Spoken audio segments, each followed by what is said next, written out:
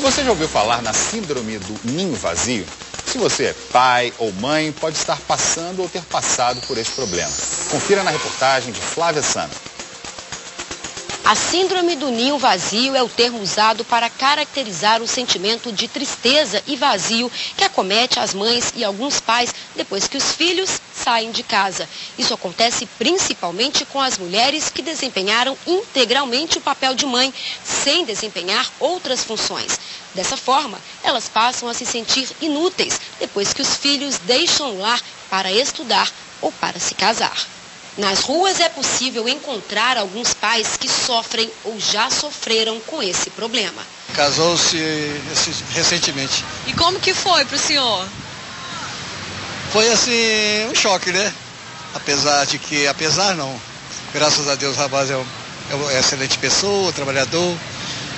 Mas é um choque, porque é filha única, criada com muito mínimo. Mas foi excelente, mas tá bom. Ai, eu fiquei triste demais, ainda mais que eu criei eles dois sozinhos, né? Aí quando saíram, primeiro foi a filha, né? A moça. Foi horrível, né? E depois, aí eu fiquei só com o rapaz. Aí quando ele saiu, não... Fica uma sensação de vazio? Eu fiquei triste demais. Nossa, triste demais. Chorava muito? Chorava, chorei, de todos os dois. A gente sente uma ausência, né, dentro de casa. Você vai no quarto, você não vê seu filho, que todo dia chega, as meninas chegam do colégio à noite. Isso pra mim, assim, a gente ganha mais um filho, que é um genro, né? Graças a Deus, mas tirando isso, pra gente que é mãe, é um prazer a gente ver as filhas da gente bem encaminhada, mas ao mesmo tempo é muito difícil. Foi morar em Juiz de Fora, saiu para casar, era o mais velho, ela é o mais velho, né? Então você fica com aquela saudade permanente, né? Não tem como deixar de ter essa saudade, aquele gostinho quando eram as refeições, todo mundo junto com os outros irmãos. E a apreensão, né? Porque estando longe parece que a gente fica inseguro, porque não está perto da gente. Porque pai parece que a gente gosta dele sempre debaixo das asas da gente. Isso não vai ter jeito, né? Pois é, de repente os filhos crescem e vão embora. Para se casar, para trabalhar, e os pais, principalmente as mães, levam aquele choque. Então, vem a sensação de abandono. Vem mesmo, né? E para nos ensinar a lidar com esse momento delicado e explicar por que ele acontece, estamos recebendo hoje aqui no nosso estúdio a psicóloga e terapeuta familiar Lívia Natal Almeida. Muito bom dia, Lívia, já obrigado pela sua presença. Vou começar com uma pergunta, Lívia. É muito complicado, né, quando a pessoa perde alguém e não perde, né? Quando a pessoa vai morar longe, por exemplo, a gente viu ali na reportagem, várias pessoas falando, pais falando, mães falando, sobrinhos, primos falando, que alguém foi embora. É uma perda, na verdade? Olha, as perdas são inevitáveis e são um tema universal. Todos nós precisamos aprender com as perdas. Não só as perdas que significam a partida dos filhos, separações, mas às vezes a perda de sonhos românticos, de idealizações, perda da juventude e às vezes pais ou mães ou sogras podem ficar perturbadas com esse momento. Né? Isso depende, o tamanho da perturbação depende da saúde mental de cada um. Pode ser uma tristeza passageira e pode se tornar um grande problema. Depende da família, depende do contexto e da saúde mental dessa pessoa em questão. E aí o que resta aos filhos ou às noras fazerem nesse caso? Ninguém quer magoar ninguém, né? Sim, Natália, mas para os filhos, primeiro que compreender esse processo, entender o que está se passando nesse ciclo de vida da família, ajuda bastante.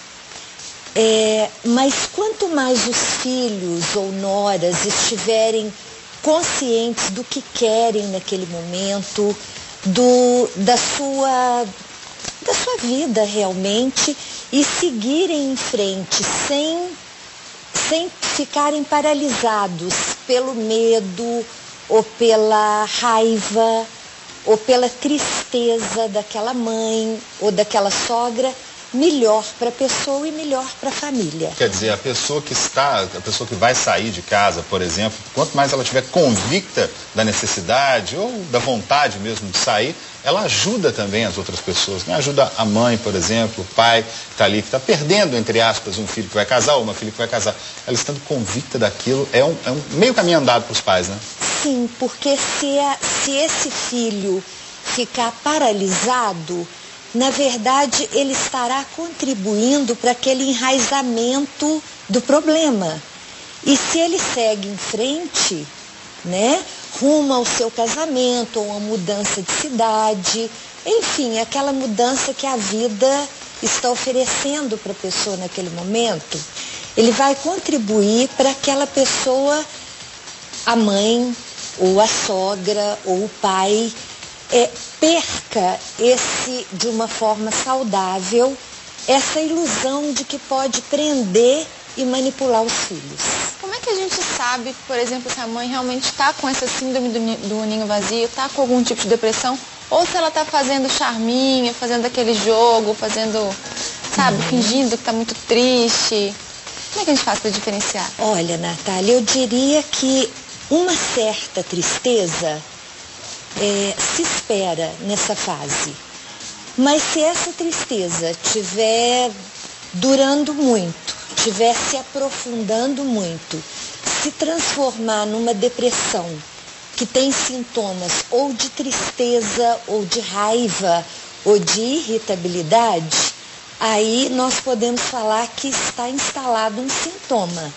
E aí é indicado um tratamento, uma psicoterapia, por exemplo. Remédios também entram nesse tratamento ou não?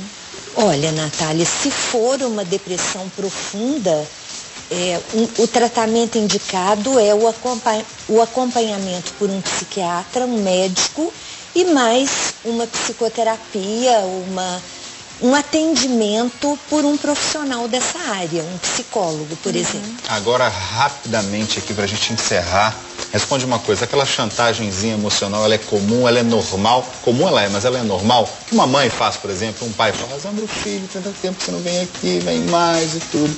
É normal isso? Olha, uma tentativa leve de manipulação é normal. Nós todos tentamos controlar o outro de alguma maneira, né? E as mães tentam obter um controle sobre os filhos. A questão é o grau e a intensidade. Muito obrigado, então, pela sua presença com a gente.